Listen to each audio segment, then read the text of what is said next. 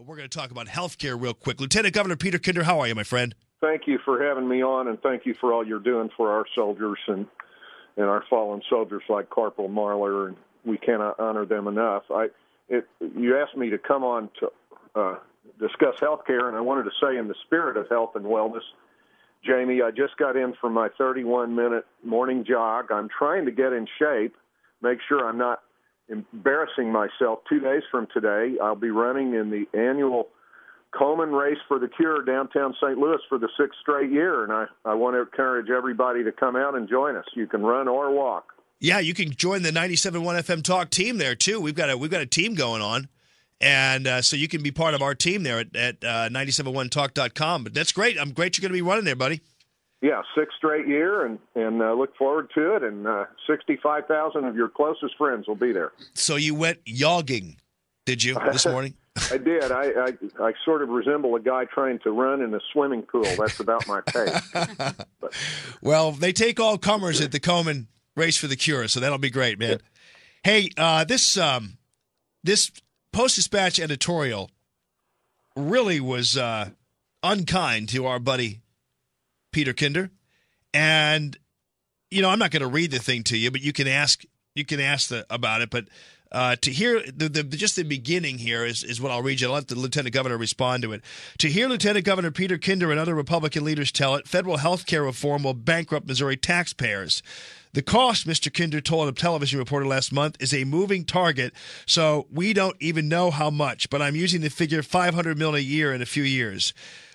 Mr. Kinder is off by a factor of 7. Then they go on and on and on and basically say that you're exaggerating and using fear to scuttle health care reform. And we just want to give you a chance to respond to the people who so kind. read You're this. So kind to do that. Thank you, Jamie. First of all, consider the source. The Post-Dispatch editorial page's only quarrel with the Obama administration is that they have not gone far left enough, that they haven't spent enough money, that they haven't piled enough debt up, that they haven't raised taxes enough, that this bill that was passed by the corrupt practice that we all watched back in March is not left-wing and big government and big bureaucratic enough for the Post-Dispatch page. Now, with that in mind, they're relying on the administration that conducted their Enron-style, Bernie Madoff-style accounting. If any CEO in the private sector had attempted to do what they did with the passage of the Obamacare bill in a publicly owned company, the Post-Dispatch would crucify that CEO and that corporate board. It is a moving target, but we've already seen all their claims that they advanced to pass this bill in their desperate attempt to ram it down our throats. We have seen those claims falsified. We were told that if you like your plan, you'd be able to keep it. False, and increasingly recognized as false. We're told that there would be no funding for abortion. Remember when Senator McCaskill said that at town halls last summer? Yeah. That has been falsified. And they're moving today to extend abortion in military hospitals around the world with taxpayer funding of it.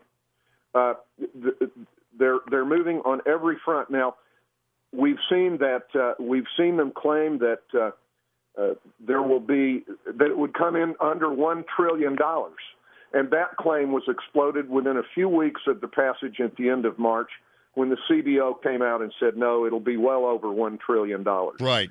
Now, part of their Bernie Madoff accounting that they used to pass this was they wanted to show the lowest possible cost to the federal government, so they offloaded costs on the states. By the way, this is not a partisan issue. The Democratic governor of Tennessee and the Democratic Attorney General of Louisiana, who's in the lawsuit down in Florida challenging Obamacare, they both agree with me that this is, as Democratic governor in Tennessee, Governor Bredesen said, the mother of all unfunded mandates to the states. Well, you know what's...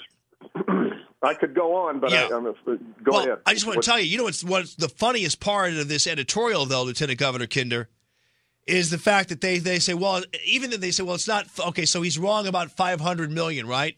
They'll say, okay, they go, but it's actually only $200 million. That's going to be the liability of taxpayers. Like, that's any more sufferable. I mean, honestly, they act like, well, no, it's exactly right. Exactly right. We're in a recession. We're struggling to make our way out of a recession.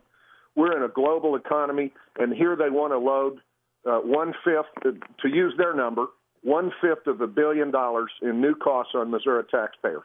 This is what is outraging Missouri taxpayers. In every corner of this state, I go around the state each month, and I'm telling you, people have had it up to here, and they sent a message every way they could, through the town halls, through polling, through tea parties, through elections from Massachusetts to New Jersey to Virginia last fall and last winter, and through other special elections. They have had it with this Pelosi-Reed spending and debt, and they want a stop to it, and the Post-Dispatch will never get that. Yeah, I think this is more about running interference for Governor Jay than anything else, because they know you're coming. But nonetheless, by the way, I've repeatedly written Governor Nixon asking him to comment on how this is going to wreck our state budget. Yeah. You know, he has a YouTube video that's out there from his appearance on C-SPAN when he had been governor maybe a month, and president had been president a month in February of last year, in which they asked him about this explosion of spending and debt, and he shrugged his shoulders, and Governor Nixon did, and said, well, our grandchildren will pay it off.